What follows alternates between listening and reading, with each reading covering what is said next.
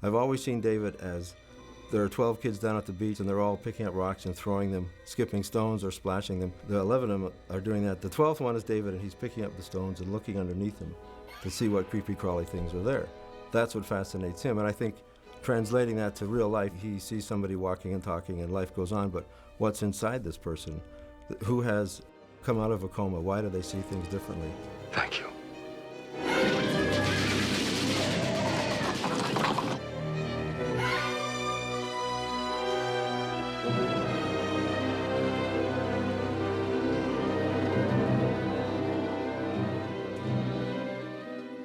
The dead zone in the book partly was a medical condition brought about by a brain tumor, and it had to do with those parts of the future that he really couldn't see, he couldn't anticipate. What I did was have a moment where the doctor, played by Herbert Lom, says, "Not only can you see the future, you can change it. That is your dead zone." So there's that shift there, because you see the future, you change something in the present, it changes the future. What does that do to your vision? Well, it invalidates your vision. Suddenly your vision of the future is inaccurate. And so that was the dead zone of uncertainty.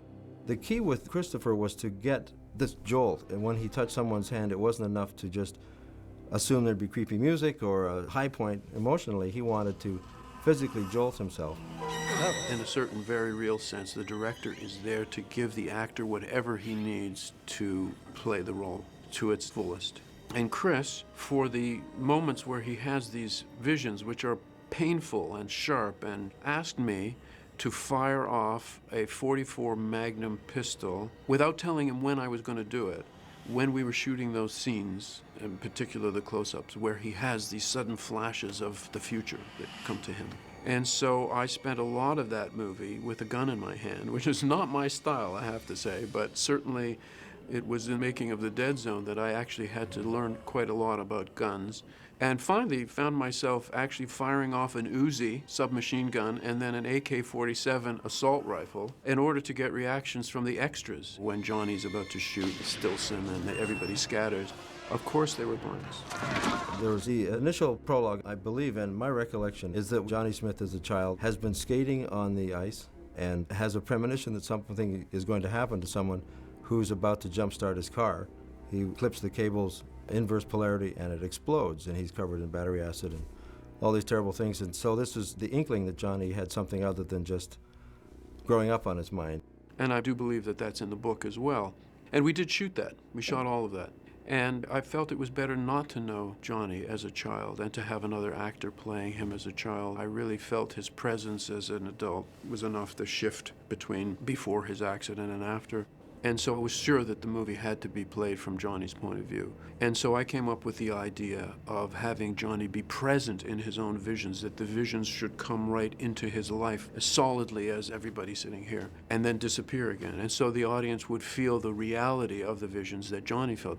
The visions had to be very compelling for the movie to work. There had to be no doubt that they had some kind of reality to Johnny. Going along with my idea that Johnny should actually be in his own visions, we decided to try to find a way to have him be in the little girl's burning bedroom. He is in a bed, after all, in the hospital, and it would be a very straightforward transition with cutting to have him be in this little girl's bedroom. He sees that this girl's house is on fire and that she's trapped in her bedroom. We ended up constructing a set, a very elaborate set with drywall and steel and all sorts of things, so the fire wouldn't go past the structure that we had built. There were all kinds of fireman safety things, but what no one realized at the time was that all the toys that were on fire, one of them was an E.T. doll, which meant, uh-oh, so we had to reshoot all of that and burn something that was much more anonymous.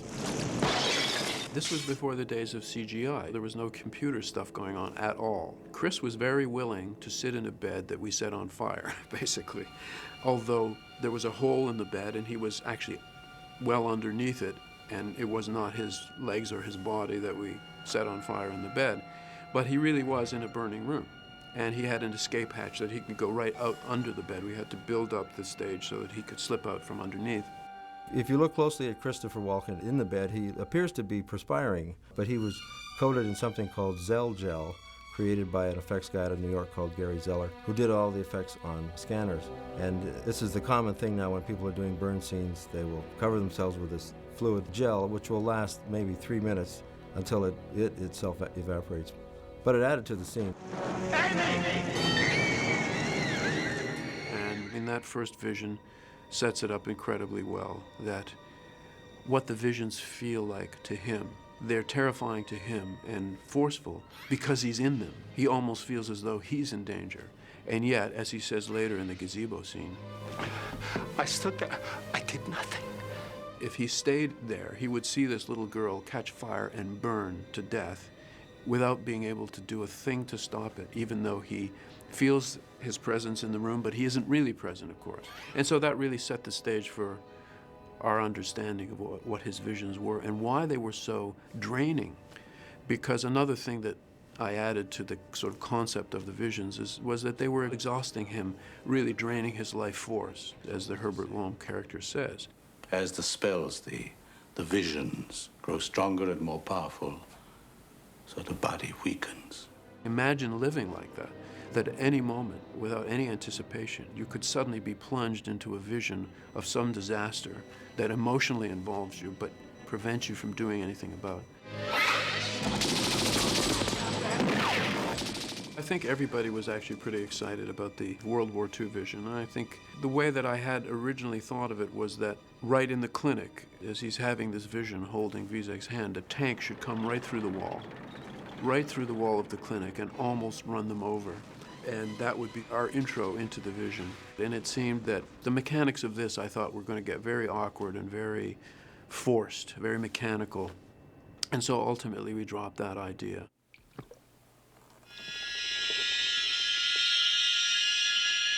When we talk about The Dead Zone as a David Cronenberg film, I think that the one Cronenberg scene that everyone remembers, and it's just purely Cronenberg, is the death of Frank Dodd. In the book, he slits his throat. In Cronenberg's adaptation, we have this brilliant, crazed scene of Frank Dodd driving himself into this pair of scissors in this very ritualistic act, in this very bizarre bathroom setting. And it's pure Cronenberg, but it's also pure genius, because that's the visual aesthetic. Somehow I arrived at the idea of Dodd using scissors, sort of barber scissors, which are very nasty and very sharp and have a very distinct look, as a weapon that he would use to murder his victims. It just seemed eccentric, and in the novel it might be a straight razor, but every murderer is unique, of course, and I didn't want to play him just as, I say, a modular murderer, and I wanted him to be very specific without actually getting into why the scissors would have significance to him. Did his mother cut his hair as a youth with him, and somehow he connected that with her sexuality and her sensuality as she touches him? We don't know. I'm making that up right on the spot right now, but it works. And so I connect those scissors with his mother, and therefore I wanted him to kill himself with the scissors in a very painful way, as though he's punishing himself, and so he does. Impaling himself on a pair of barber scissors in his mouth was a pretty horrific image. And then when we're doing horrific images in the cutting room, it's usually with a great deal of delight, and we enjoy it. We usually ask people in and don't tell them what we're going to show them and see how they react. We just enjoy it a lot in a very slightly perverse manner, perhaps. You leave my boy alone! And the fact that this monster of a mother is still capable herself of killing, that she tries to kill Johnny because she knows that he's a danger to her son, tells you even more about where that boy came from and why he grew up the way he did. It's the tipping point of the film. In other words, it builds to this place that's pure horror, and things are going to get worse. Now we're going to take this whole story to the other place that it's going, which is about this horrible decision that John Smith has to make. And the question of whether, if you're put in this situation, need to or have to pull the trigger to end something you think is going to happen. Mr. Vice President, Mr. Secretary, the missiles are flying.